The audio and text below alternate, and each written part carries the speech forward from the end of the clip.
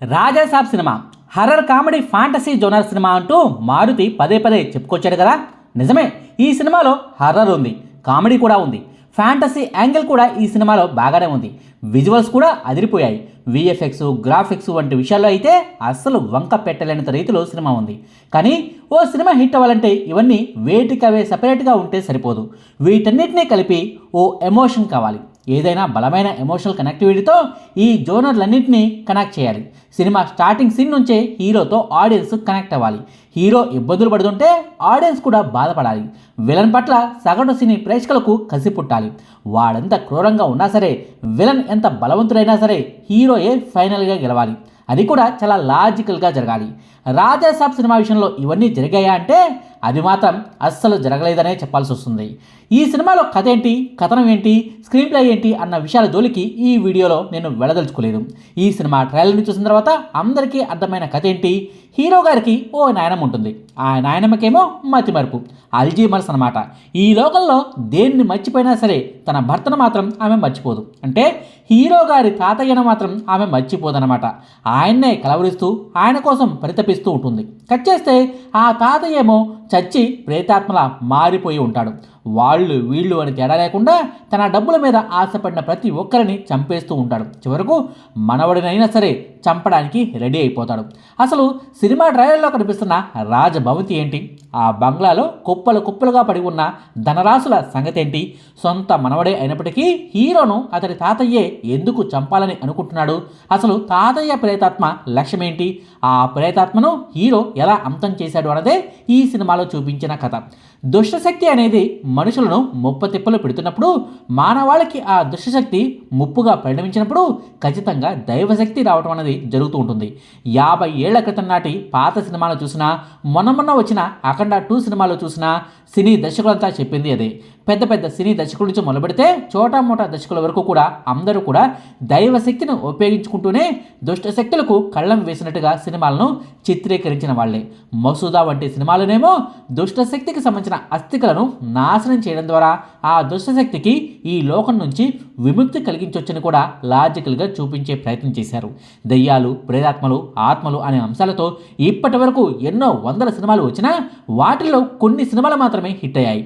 చాలా వరకు సినిమాలు అట్టర్ ఫ్లాప్లుగానే మిగిలిపోయాయి. అందుకు కారణం సినిమాలో చూపించిన లాజిక్లు సరిగ్గా కుదరకపోవడమే. ఈ రాజాసాబ్ సినిమాలోనూ అచ్చంగా అదే సీన్ రిపీట్ అయింది. పేరుకు ఉండడానికి నాయనమ్మ క్యారెక్టర్ ఉంది, ఆమె చుట్టూనే కథ అంతా నడుస్తూ ఉంది.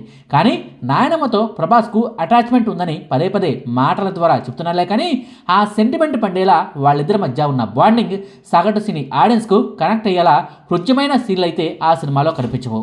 అందుకే మాటి మాటికి నాయనమ్మ పాత్ర సినిమాలో కనిపిస్తున్నా సాగతీత సీన్లలాగే కనిపిస్తుంది తప్పితే సినిమా కథకు పనికొచ్చే సీన్లుగా మాత్రం కనిపించవు. ఇక ఈ సినిమాలో ఒకరిద్దరు కాదు, ఏకంగా 3 హీరోయిన్లు ఉన్నారు. అంతమంది హీరోయిన్లు అవసరం పడ్డారేమో, లేకపోతే అంతంత రెమ్యునరేషన్ ఇచ్చి మరీ ఎందుకు పెట్టుకుంటారులే అని నేను కూడా అనుకున్నాను. కానీ వాస్తవం ఏమిటంటే ఈ సినిమాలో ఓ హీరోయిన్ క్యారెక్టర్ వేస్ట్. స్టార్టింగ్ సినిమాలో వచ్చే మార్వాడి కూతురి క్యారెక్టర్ను చేసిన హీరోయిన్ క్యారెక్టర్ సినిమాలో ఉన్నా ఒకటే, లేకున్నా ఒకటే.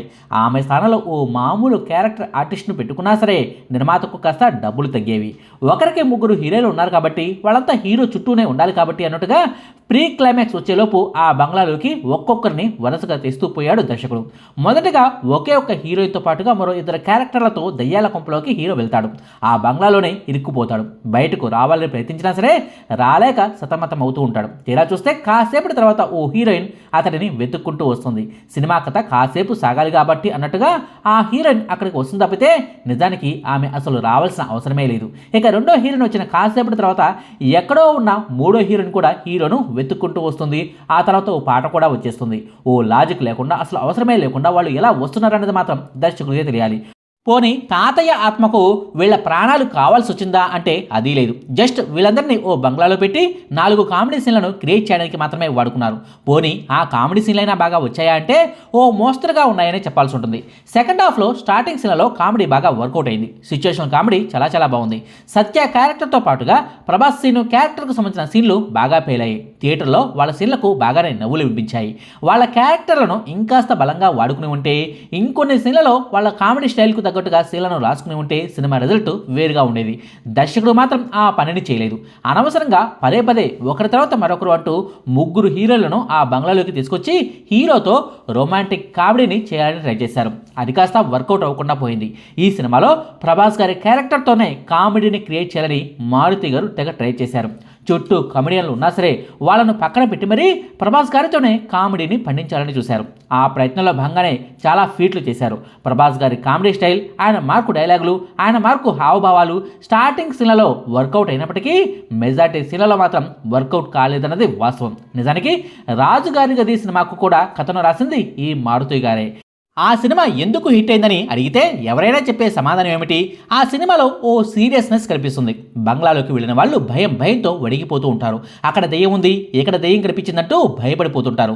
లోపల ఉన్న వాళ్ళు భయపడుతుంటే థియేటర్లో కూర్చున్న వాళ్ళు మాత్రం కడుపుబ్బా నవ్వుకున్నారు. దెయ్యం ప్రత్యక్షంగా కనిపించకపోయినా సరే, ఎవరిని టార్చర్ చేయకపోయినా సరే, చిమ్మ చీకట్లో జరిగే సన్నివేశాల వల్ల, సిచ్యుయేషన్ సీన్ల వల్ల కామెడీ బాగా వర్కౌట్ అయింది. అయితే ఈ సినిమాలో నేరుగా ఓ ఆత్మ వచ్చి వార్నింగ్ ఇస్తుంది, చావు అంచును పరిచయం చేస్తుంది. ఆ బంగ్లాలోంచి బయటకు కాలు పెట్టనివ్వదు. ఓ భారీ సైజులో బూడిద రూపంలో ఆ ఆత్మే లోపల ఉన్న వాళ్లకు నేరుగా కనిపిస్తుంది కూడా. నిజానికి ఆ రేంజ్లో ఓ దయ్యం వచ్చి వార్నింగ్ ఇస్తే రియల్గా అయితే అక్కడ ఉన్న వాళ్ళంతా వణికిపోవాలి, హార్ట్ స్ట్రోక్ వచ్చి అక్కడికక్కడే చచ్చిపోవాలి. ఎప్పుడెప్పుడు ఆ బంగ్లాలోంచి వెళ్ళిపోదామా అని టెన్షన్ పడుతూ కనిపించాలి. కానీ ఈ రాజసాబ్ సినిమాలో మాత్రం ఆ సీరియస్నెస్ అన్నది ఏ ఒక్క యాక్టర్లోనూ కనిపించదు. ఆ ఆత్మ అంటే భయపడుతున్నట్టుగా కనిపిస్తారు, కానీ కేవలం ఆ ఆత్మ కనిపించినప్పుడు మాత్రమే భయపడుతూ ఉంటారు. మిగిలిన సందర్భాల్లో అరే బంగ్లాలో తాపీగా కూర్చుని మరీ కాలక్షేపం చేస్తూ ఉంటారు. మనకొచ్చిన ఇబ్బంది ఏమీ లేదులే అన్నట్టుగా హీరో గారు కూడా హీరోయిన్లతో రొమాన్స్ చేస్తూ ఉంటారు. జొమాటోలో చికెన్ లెగ్ పీసులను నీకు ఆర్డర్ పెట్టమంటావా అంటూ వాళ్ళు కులిచోకులు వేసుకుంటూ ఉంటారు.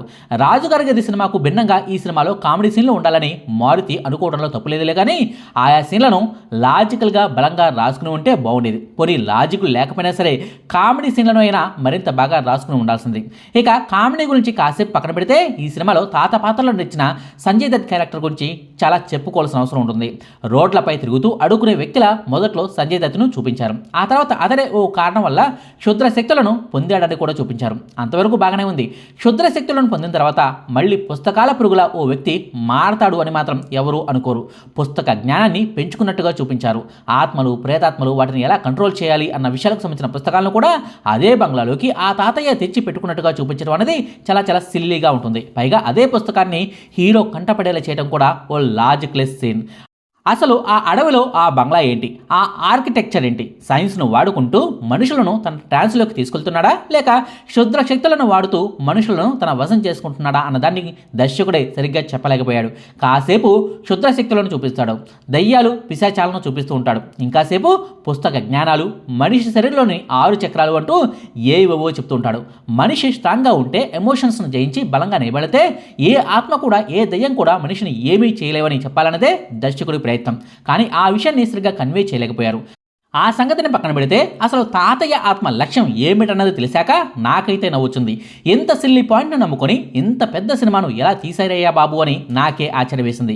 ఆ ఆత్మ లక్ష్యం ఏమిటన్నది నేను రివీల్ చేయనులే, కానీ తన లక్ష్యానికి టార్గెట్గా పెట్టుకున్న వ్యక్తి చనిపోతే అతనికి ఎలా లాభం కలుగుతుంది అన్నదానికి కరెక్ట్ లాజిక్ను అయితే దర్శకుడు చూపించలేకపోయాడు. అంతేకాదు క్లైమాక్స్ సీన్ను కూడా బాగానే ఎలివేషన్లు ఇచ్చారులే, కానీ ఓ సాధారణ వ్యక్తి ఓ మహాశక్తివంతమైన క్షుద్రశక్తిని ఎదిరించడం అనేది అసాధ్యం అన్నది నా వ్యక్తిగత ఒపీనియన్. దయ్యాలు ఉన్నాయో లేవో అన్న టాపిక్ను వదిలేస్తే దైవశక్తి సాయం లేకుండా క్షుద్రశక్తిని ఓ సాధారణ వ్యక్తి ఓడించలేడు. సినిమాలో చూపించిన లాజిక్ ప్రకారం చెప్పుకుంటే తనను తాను ఆ ఆత్మ నుంచి రక్షణ పొందుతాడు, కానీ ఆ క్షుద్రశక్తిని చంపేంత శక్తి అయితే హీరోకు రాదు. మరి ఏ లాజిక్ ప్రకారం ఆత్మను నాశనం చేసినట్టుగా మారుతి చూపించాడన్నది ఆయనకే తెలియాలి. మైండ్ గేమ్ అంటూ సంబంధం లేని సీన్లు వస్తుంటాయి, పోతుంటాయి. ఆ తరహా సీన్ల వల్ల కథలో కొత్తదనం వస్తుందని మారుతి ఆశించాడనుకుంటా, కానీ ప్రేక్షకులు కన్ఫ్యూజ్ గురయ్యారు. ఫలితంగా సినిమా రిజల్ట్ తేడా కొట్టేసింది. 1 కాదు 2 కాదు, ఏకంగా 500 కోట్ల రూపాయల బడ్జెట్ను పెట్టి మరీ తీసిన సినిమా ఇది. బాగోలేదు అని చెప్పాలంటే మనస్కరించడం లేదు. హీరో గారే కాదు, నిర్మాత పెట్టుకున్న నమ్మకాన్ని కూడా మారుతి గారు నిలబెట్టుకోలేకపోయారన్నది వాస్తవం. ఫైనల్గా ఒక్క మాట, ఈ సినిమా అయిపోయాక బయటకు వస్తుంటే పార్కింగ్ దగ్గర సగటు ప్రభాస్ ఫ్యాన్ నుంచి ఓ కామెంట్ వినిపించింది. మారుతి అడ్రస్ చెప్పాడుగా, పోదాం పదరా అంటూ తన ఫ్రెండ్తో మాట్లాడటం వినిపించింది. నిజంగానే ప్రభాస్ ఫ్యాన్స్ ఆయన ఇంటికి వెళ్తారని కాదు, కానీ ఆ రేంజ్లో ఫ్యాన్స్కు నిరాశ కలిగించిందన్నది వాస్తవం. ఏదేమైనా ఈ సంక్రాంతి రేసులో మొదటి సినిమాగా వచ్చిన రాజాసాబ్ సినిమా ఊహించినంత రేంజ్లో అయితే లేదు. చూడాలి మరి, సంక్రాంతి పండుగ కాబట్టి ఈ సినిమాకు కలెక్షన్లు ఎలా ఉంటాయో అన్నది. ఇదండి రాజాసాబ్ సినిమా రివ్యూ. మీకు ఈ వీడియో నచ్చితే లైక్ చేయండి, షేర్ చేయండి. మరిన్ని ఆసక్తికరమైన వీడియోల కోసం మా కొత్త ముచ్చట ఛానల్ను సబ్స్క్రైబ్ చేయడం మాత్రం మర్చిపోకండి. Thank you.